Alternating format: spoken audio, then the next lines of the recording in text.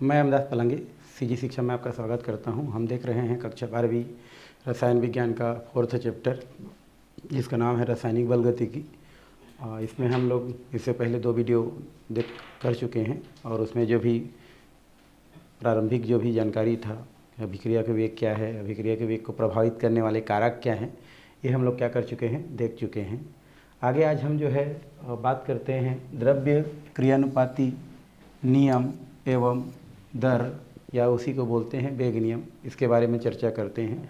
इससे पहले भी हम द्रव्य क्रियानुपाती नियम के बारे में क्या किए थे, चर्चा किए थे, जिसको गुल्डबर्ग और बागे नामक वैज्ञानिकों ने इसको दिया था। और उन्होंने बताया था कि कोई भी अभिक्रिया का जो वेग होता है वह अभिकारक के सक्रिय जो भी मात्रक होता है या मात्रा होता है उसके समानुपाती होता है। तो हम लोग यहाँ पर उसी को फिर से हम क्या कर सकते हैं, रिपीट कर सकते हैं कि किसी भी अभिक्रिया का जो वेग है द्रव्य क्रियानुपाती नियम के अनुसार वह अभिकारकों के मोलर सांद्रण के क्या होता है, समानुपाती होता है, या मोलर सांद्रण पर क्या करता है, निर्भर करता है। तो फिलहाल यहाँ पर फिर से क्या कर सकते हैं, लिख सकते हैं द्रव्य क्रियानुपाती नियम के अनुसार, क्रियानुपाती नियम के अनुसार, है ना, नियम के अनुसार। एक बार पहले पढ़ चुके हैं भाई, इसको फिर से थोड़ा सा देख रहे हैं। तो ये बोल सकते हैं कि अभिक्रिया की जो दर होता है, अभिक्रिया की दर अभिकारकों के मोलर सांद्रण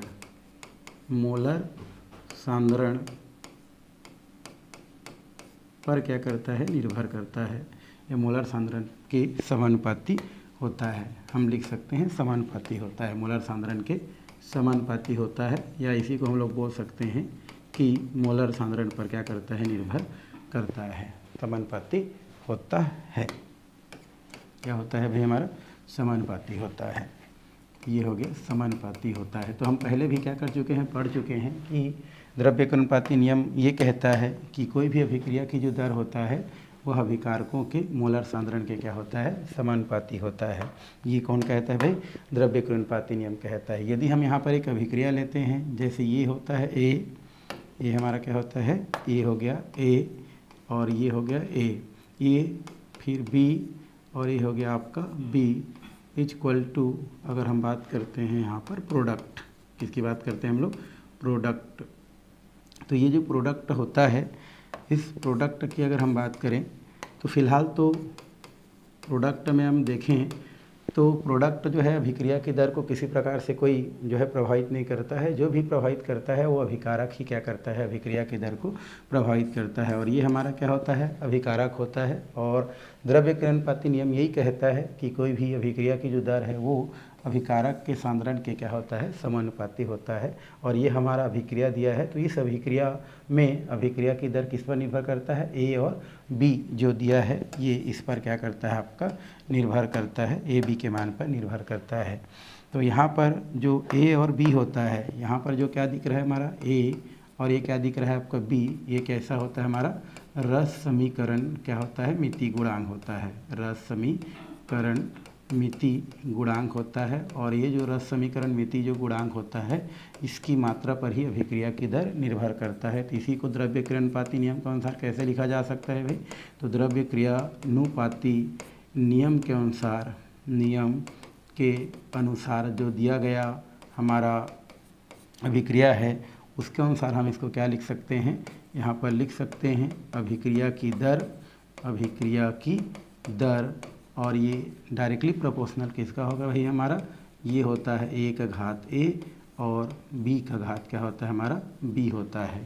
अब यहाँ पर जो ए का घात ए दिया है और बी का घात बी दिया है, जिसमें से ए और बी उस अभिकारक के सक्रिय द्रव्यमान होता है, सक्रिय मात्रक होता है, जिस पर अभिक्रिया की दर निर्भर करता है।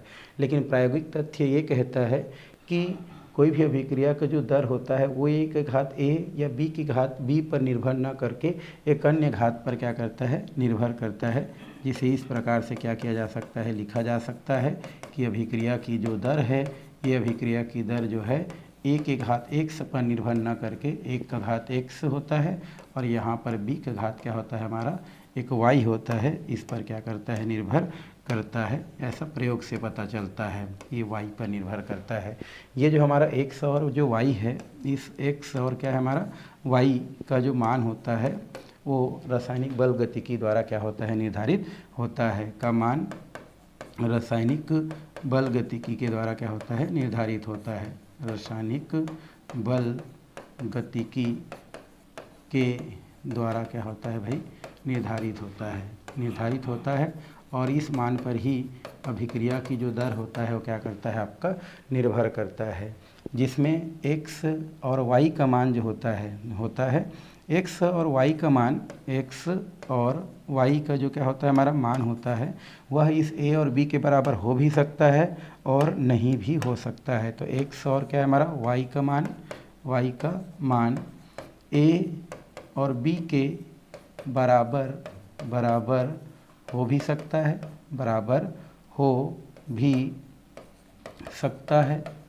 और नहीं भी हो सकता है, और नहीं भी। तो हमारा जो क्या होता है, जो x और y जो आया है प्रायोगिक तथ्यों के द्वारा और रासायनिक बल गतिकी के द्वारा, उसका जो मान होता है, ये मान जो है a b के बराबर हो भी सकता है और नहीं हो सकता है। तो इसी समीकरण को जब आगे क्या कर दिया जाता है, बढ़ा दिया जाता है, तो हमको पुनः एक मान क्या होता है, प्राप्त होता है। तो यहाँ पर क्या होता है, अभिक्रिया की जो क्या होता है हमारा दर होता है, इस अभिक्रिया की दर के समानुपाती क्या होता है हमारा a का घात कितना होता है भाई, x, और ये जो क्या होता है हमारा b का घात क्या होता है हमारा y होता है। यदि यहाँ पर ये जो समानुपाती है ये क्या हो जाता है, हट जाता है, तो उस स्थिति में क्या होता है, कांस्टेंट आता है, और उस कांस्टेंट को हम k से क्या करते हैं, प्रदर्शित करते हैं। और इस प्रकार फिर ये a का घात x और यहाँ पर b का घात क्या होता है हमारा y को प्रदर्शित करता है। यहाँ पर जो x और y जो होता है, ये आपका रस समीकरण मिति क्या होता है हमारा गुणांक होता है x, और ये हमारा क्या होता है y, ये क्या होता है हमारा एक रस समीकरण मिति गुणांक होता है, रस समीकरण मिति गुणांक होता है। अब यहाँ पर ये जो समीकरण आपको दिख रहा है, ये वाला जो समीकरण दिख रहा है, यही समीकरण आपका क्या कहलाता है, वेग समीकरण या वेग समीकरण के नाम से, वेग व्यंजक के नाम से क्या किया जाता है, जाना जाता है या कहते हैं। इसी समीकरण को ऐसा भी लिखा जा सकता है, अभिक्रिया की जो दर है उसको हम लोग यहाँ पर क्या लिख सकते हैं, dx अपान जो है dt बोलते हैं, क्योंकि ये अभिकारक के सांद्रता पर निर्भर करता है, यह अभिकारक के सांद्रता पर निर्भर करता है, और अभिकारक समय के साथ कम होता है इसलिए माइनस लग जाता है, और इसका जो मान होता है वो आपका किसके बराबर होता है, हमारा a का घात क्या होता है हमारा, ये हो जाता है आपका x, और ये कितना हो जाता है, b का घात क्या हो जाता है आपका y हो जाता है। तो इस प्रकार से इसी समीकरण को इस प्रकार से भी क्या किया जा सकता है, लिखा जा सकता है। तो ये होता है हमारा द्रव्यकरणपाती नियम और वेग नियम। तो ये आप बता सकते हैं भाई, द्रव्यकरणपाती नियम ये कहता है कि कोई भी अभिक्रिया जो दिया है उसका जो है या अभिक्रिया की जो दर है वो अभिकारक के मोलर सांद्रण पर क्या करता है, निर्भर करता है। जैसे हमारा ये अभिक्रिया है a plus b equal to product, जहाँ पर ये भी रस समीकरण मिति गुणांक होता है, जिसके मात्रा पर ही अभिक्रिया की दर निर्भर करता है। और इसी अभिक्रिया को द्रव्यकरणपाती नियम के अनुसार इस प्रकार से क्या किया जा सकता है, लिखा जा सकता है। लेकिन प्रायोगिक तथ्य के आधार पर ये प्राप्त किया गया है कि a और b की जो क्या होती है, जो सांद्रता होती है, या a और b जो अभिकारक होती है उसकी जो क्रिया की दर होती है वो a b के डायरेक्टली प्रोपोर्शनल ना होकर के एक अन्य मान x और y पर क्या करती है, निर्भर करती है। जहाँ पर x और y जो होती है वो आपका रासायनिक बल गतिकी द्वारा या प्रायोगिक तथ्यों द्वारा क्या की जाती है, निर्धारित की जाती है, जिसमें x और y का मान a और b के बराबर हो भी सकती है और नहीं भी हो सकती है। यदि इसी अभिक्रिया को आगे बढ़ा दी जाती है तो अभिक्रिया इस तरीक़ा से प्राप्त होती है, और यही जो है वेग समीकरण या वेग दर को क्या करती है, प्रदर्शित करती है। यही से अभिक्रिया को अगर अभिक्रिया की दर के जगह dx रख दी जाती है, dt रख दी जाती है, तो इसका मान जो है k और a का घात x और b का घात क्या होता है, y के रूप में प्राप्त हो जाती है। यहाँ पर जो क्या होती है, जो x और जो y होती है, इन दोनों की योग जो होती है वो आपका अभिक्रिया की क्या कहलाती है, कोटि कहलाती है। अभिक्रिया की क्या होती है, जो कोटि है, इसको क्या करती है, प्रदर्शित करती है। तो x और y जो कि घातांक के रूप में है, तो उनका योग जो होती है वो अभिक्रिया की क्या कहलाती है, कोटि कहलाती है, जो हम लोग जो है नेक्स्ट टॉपिक के रूप में क्या करने वाले हैं, देखने वाले हैं। तो ये हो गया भाई इसका सिंपल सा एक हमारा बातें। अब हम चलते हैं आगे किसके पास, अभिक्रिया की कोटि के पास। अभिक्रिया की कोटि क्या होता है ये हमको देखना है। अभिक्रिया की कोटि वैसे तो बहुत सारे अभिक्रियाएं होती हैं और सभी अभिक्रियाओं की जो कोटि होती है वो कोटि क्या होती है आपकी अलग अलग होती है। और जो भी कोटि है ना, वह कोटि जो भी हमारे अभिकारक के जो सांद्रण पद है उनके घातांकों के योग पर क्या करती है, निर्भर करती है। और ये जो अभिक्रिया की कोटि जो होती है वह प्रायोगिक तथ्य द्वारा क्या होती है, निर्धारित होती है या प्रायोगिक तथ्यों पर क्या होती है, ज्ञात की जाती है।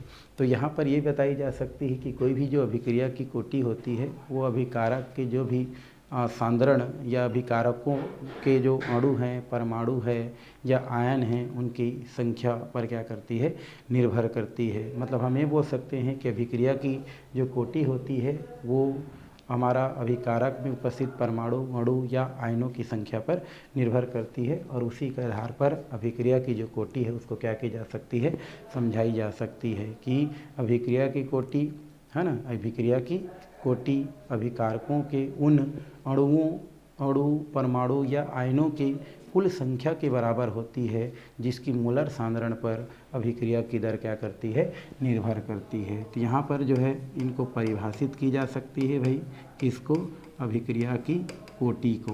तो यहाँ पर अभिक्रिया को कोटि को परिभाषित करने के लिए कैसे करेंगे, तो अभिक्रिया की कोटि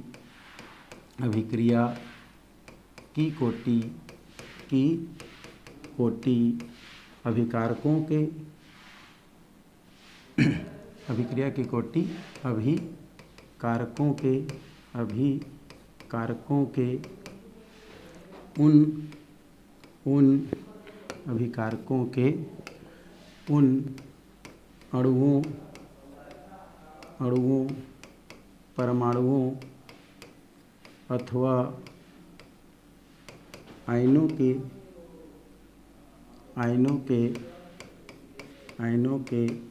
कुल संख्या के बराबर होती है, संख्या के है ना। तो अभिक्रिया कोटि अभिकारकों के उन अणुओं, परमाणुओं, आयनों की कुल संख्या के बराबर होती है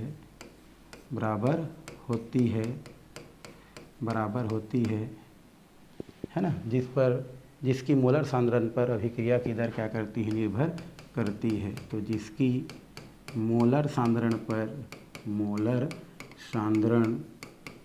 पर अभिक्रिया की दर क्या करती है, निर्भर करती है। अभिक्रिया की दर निर्भर करती है।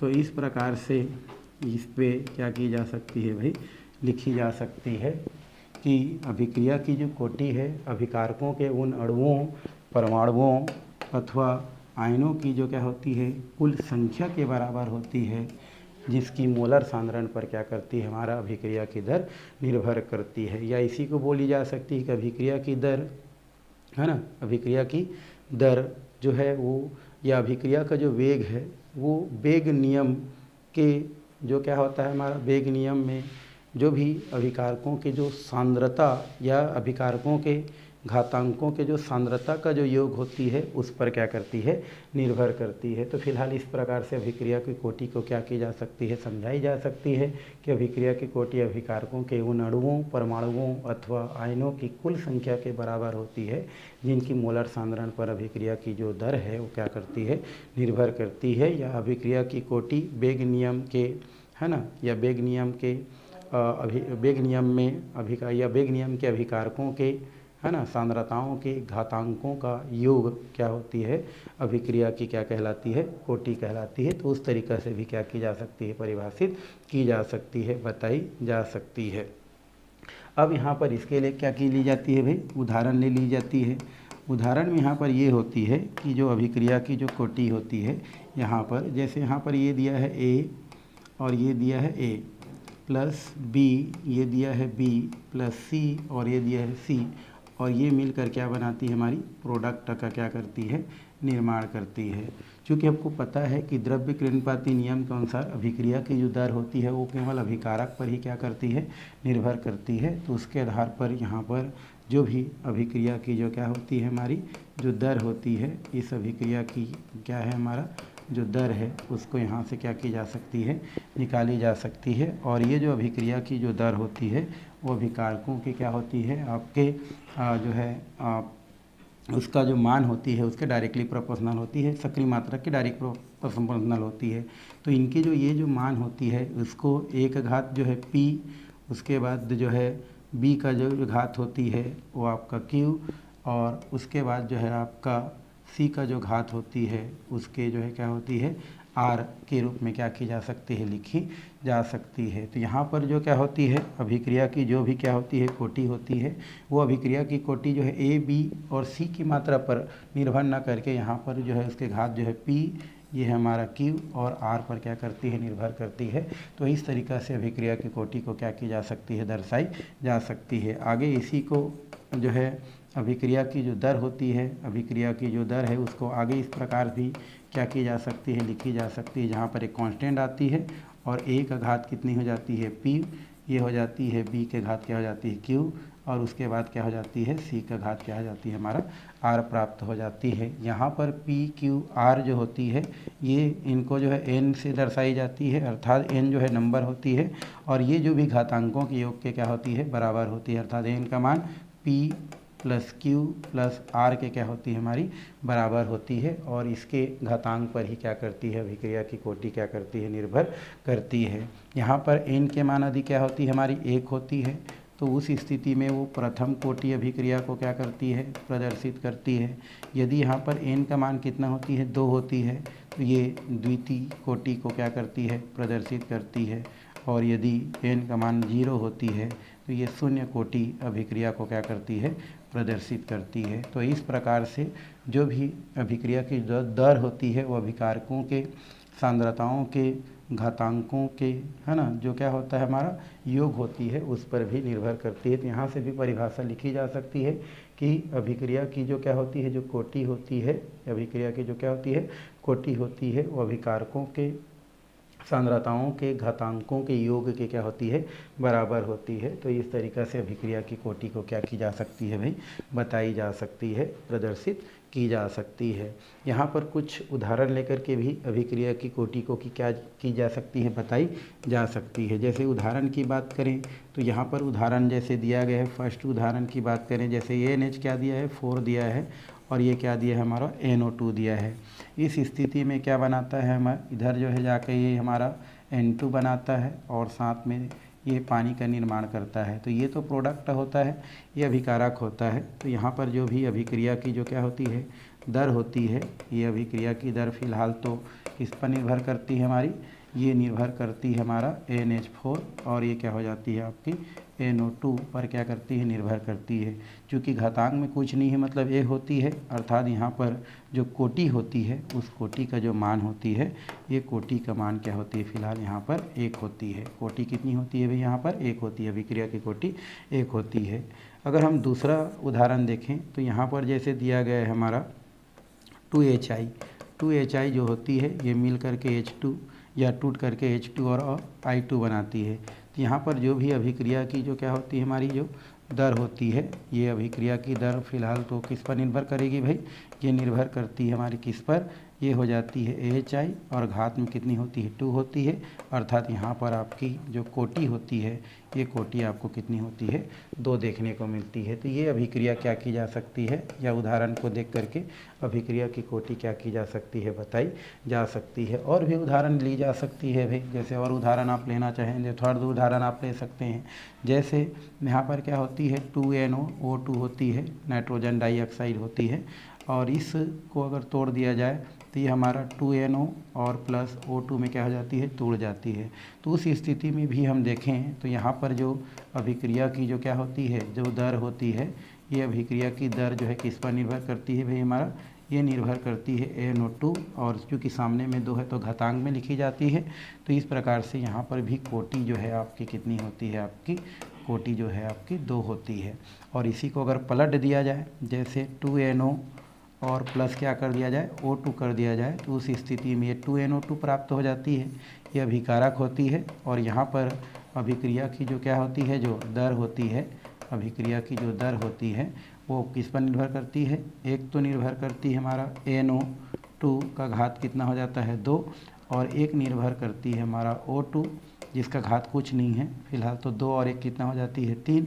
तो यहाँ पर कोटि कितनी प्राप्त होती है, 3 क्या हो जाती है, प्राप्त हो जाती है। तो इस तरीक़े से उदाहरण के आधार पर अभिक्रिया की कोटि को क्या की जा सकती है, समझाई जा सकती है। क्वेश्चन आती है भाई इससे रिलेटेड कि अभिक्रिया की कोटि क्या है, तो आप बता सकते हैं कि अभिक्रिया की कोटि अभिकारकों के उन अणुओं, परमाणुओं या आयनों की कुल संख्या के बराबर होती है जिनकी मोलर सांद्रण पर क्या करती है, आपकी अभिक्रिया की जो दर है क्या करती है, निर्भर करती है। या तो ये बोल सकते हैं कि अभिक्रिया की जो कोटि है ना, या अभिक्रिया का जो वेग है वो वेग नियम के जो भी जो सांद्रता पद पर जो घातांकों का जो योग है उस पर क्या करती है, आपकी निर्भर करती है। तो इस तरीक़े से अभिक्रिया की कोटि को दर्शाई जा सकती है। और यहाँ पर क्योंकि अभिक्रिया कोटि को दर्शाने के लिए भी समीकरण दी गई है, जैसे ABC और प्रोडक्ट बनाती है, तो यहाँ पर अभिक्रिया की जो दर है वो A और B पर ना निर्भर करके P, Q और R पर निर्भर करती है, जो कि निर्धारण रासायनिक बल गति के आधार पर की जाती है। समानुपाती हटती तो K आती है,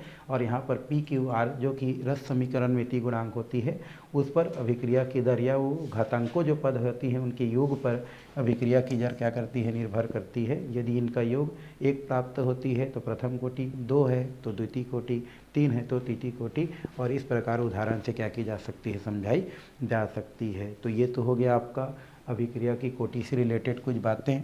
अब थोड़ा सा हम अभिक्रिया की कोटि से जो है अभिक्रिया की कोटि की कुछ महत्वपूर्ण जो बातें हैं वो हमको थोड़ा सा देखना है। तो अभिक्रिया की कोटि के, अभिक्रिया की किसके भाई, कोटि है ना, से संबंधित है ना महत्वपूर्ण बातें थोड़ा सा देखना है, से संबंधित महत्वपूर्ण बातें ये हमको थोड़ा सा देखना है ना। और उसके बाद आगे क्या करना है, हमको बढ़ाना है भाई।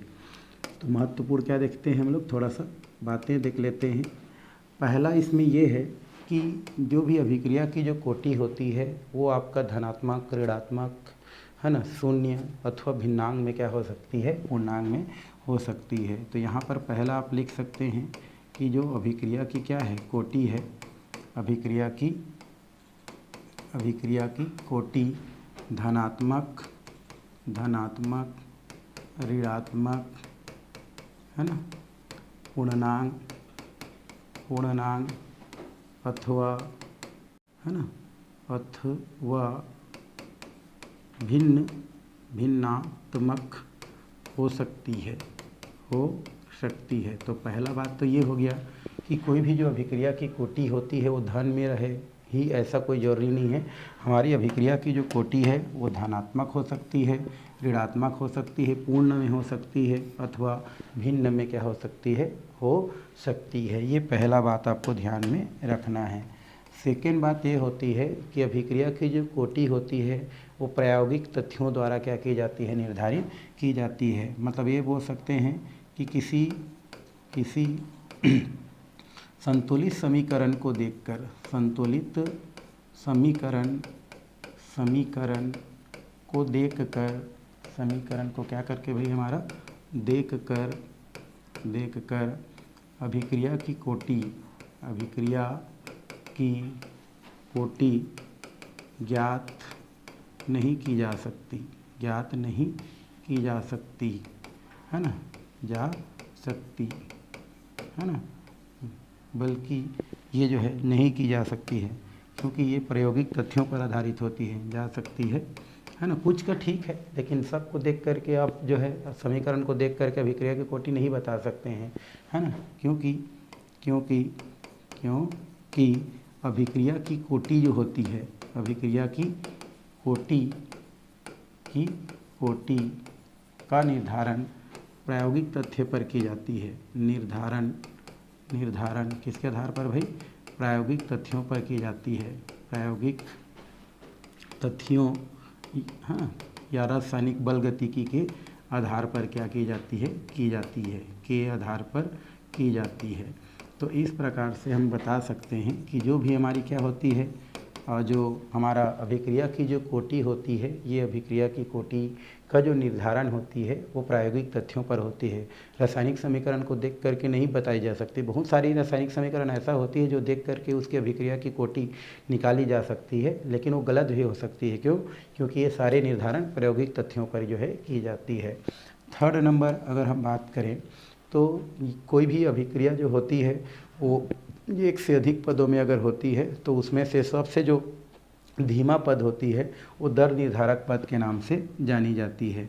तो एक से अधिक पदों में, एक से अधिक पद में होने वाले अभिक्रियाओं एक से अधिक पद में होने वाले क्या भाई हमारा अभिक्रियाओं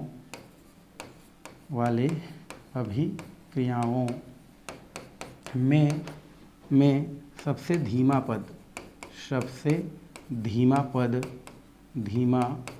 पद दर निर्धारक पद के नाम से जानी जाती है। दर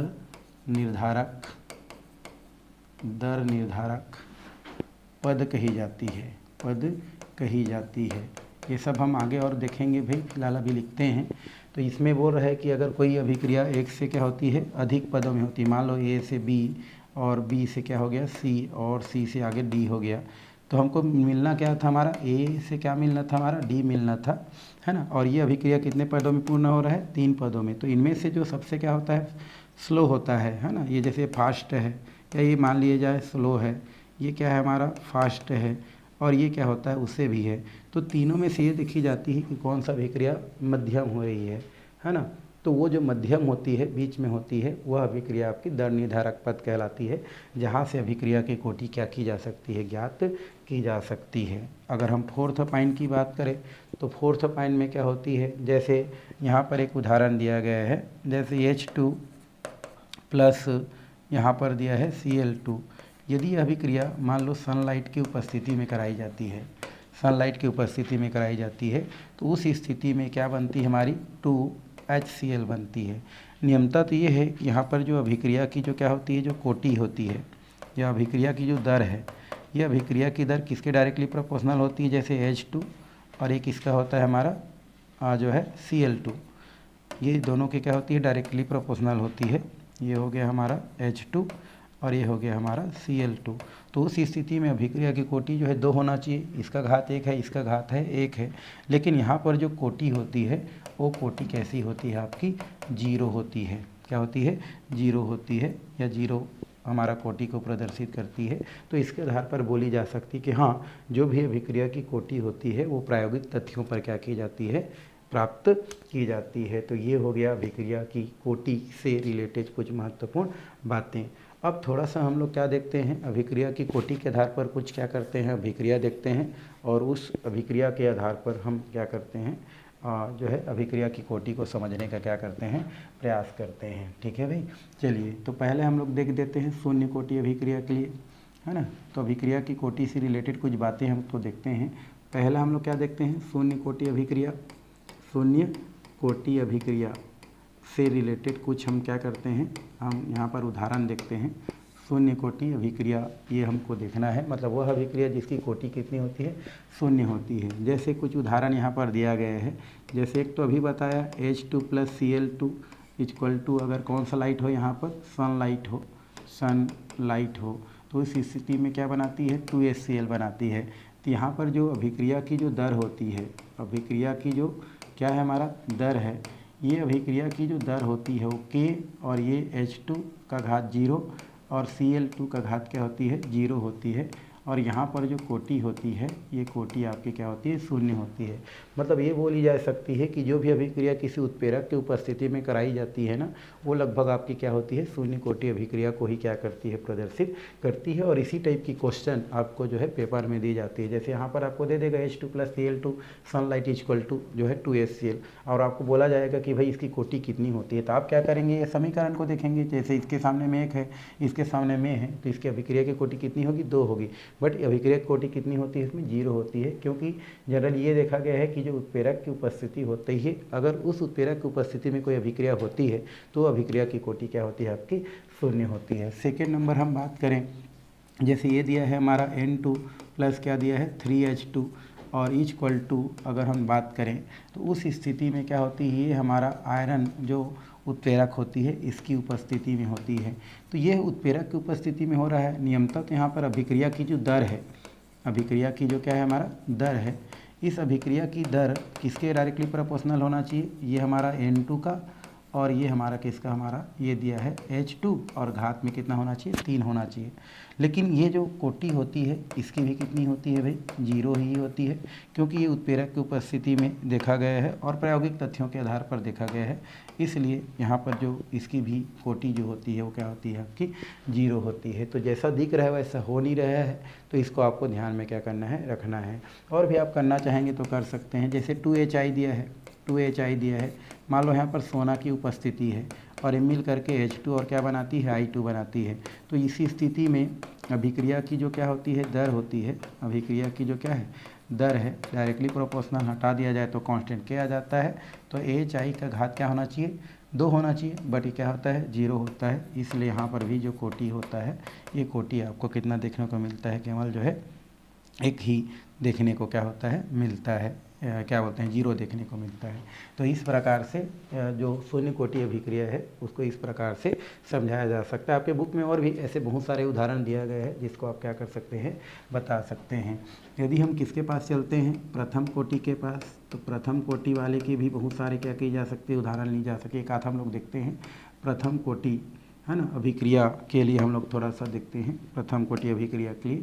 तो प्रथम कोटि जो क्या है हमारा अभिक्रिया है, इसके लिए अगर हम देखें तो यहाँ पर जैसे उदाहरण दिया है N2O5 और यहाँ सामने कर दो, तो इस स्थिति में ये क्या बनाता है हमारा 2NO2 और साथ में क्या बनाता है O2।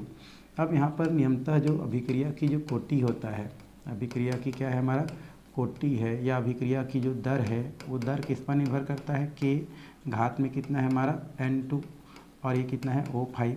तो नियमतः कितना होना चाहिए, 2 होना चाहिए, बट प्रायोगिक तथ्यों पर ये पता चला है कि इसकी जो अभिक्रिया की जो कोटि होती है, ये अभिक्रिया की कोटि कितनी होती है हमारी, 1 होती है। मतलब यहाँ पर कोटि आपको क्या होती है देखने को 1 मिलती है, और ये जो मान होती है वो प्रायोगिक तथ्यों पर क्या की जाती है, निर्धारित की जाती है। तो इस प्रकार से जो है आपका प्रथम कोटि के बारे में भी क्या की जा सकती है, बताई जा सकती है। एक और उदाहरण हम देखें द्वितीय कोटि की, तो द्वितीय कोटि के लिए भी क्या की जा सकती है, आप जो है बता सकते हैं द्वितीय कोटि अभिक्रिया के लिए। तो द्वितीय कोटि अभिक्रिया के लिए जैसे मैं लिख देता हूँ H2 + I2 = हमारा क्या होती है 2HI होती है, बट यहाँ पर कोई उत्प्रेरक नहीं है, इसलिए अभिक्रिया की जो दर है, अभिक्रिया की जो क्या है हमारा दर है, ये अभिक्रिया की जो दर है वो किस पर निर्भर करती है भाई, ये H2 का घात 1 और I2 का जो घात होता है हमारा वो 1 पर क्या करती है, निर्भर करती है। इसलिए यहाँ पर जो कोटि होती है वो कोटि कितनी होती है आपकी, 2 होती है या 2 प्रदर्शित होती है। तो यहाँ पर समीकरण को देख करके बताई जा रही कि इसके 1 और इसका 1 है, मतलब कोटि यहाँ पर कितनी होती है, 2 होती है। और लास्ट थोड़ा सा हम भिन्न देख देते हैं, भिन्न कोटि के लिए एक तो देख देते हैं। भिन्न कोटि अभिक्रिया के लिए बात करें तो भिन्न कोटि अभिक्रिया जो होती है ये भी प्रायोगिक तथ्यों पर ही क्या की जाती है, निर्धारित की जाती है। जैसे यहाँ पर हमको दिया है CH3CHO, इसको हम लोग बोलते हैं CH3CHO को एसिटिल्डिहाइड बोलते हैं, और ये टूट जाता है तो ये CH4 और कार्बन मोनोऑक्साइड बनाता है। अगर इसमें देखें अभिक्रिया की जो दर देखें, अभिक्रिया की जो दर है इसकी अगर बात करें तो फिलहाल जो हम लोग यहाँ पर CH3 और ये हो जाता है CHO, तो ये कितना हो जाएगा हमारा CH3CHO। घात में भी आपका क्या हो रहा है 1 दिख रहा है, बट ये इसका घात 3 बटे कितना होता है हमारा, डिवाइडेड बाई कितना होता है 2 होता है। और उस स्थिति में कोटि जो होता है, ये कोटि आपकी जो होती है वो 1.5 प्राप्त होता है, क्योंकि 2 से 3 से भाग दे दोगे तो आपकी कोटि कितना मिलता है, हमारा 1.5 मिलता है, जो भिन्न कोटि को क्या करता है, प्रदर्शित करता है। तो इस प्रकार से अभिक्रिया की जो कोटि होता है वो प्रायोगिक तथ्यों पर ही निर्धारित किया जाता है। ज़्यादातर जो है समीकरण को देख करके कोटि नहीं बताई जा सकती है भाई। तो इस तरीक़ा से अभिक्रिया की जो कोटि है उसको क्या की जा सकती है, समझाई जा सकती है, बताई जा सकती है, पढ़ी जा सकती है। ठीक है, आज के लिए फ़िलहाल क्लास में इतना ही करते हैं। आगे हम जो है अभिक्रिया की वेग स्थिरांक की इकाई क्या करने वाले हैं, हम लोग देखने वाले हैं भाई।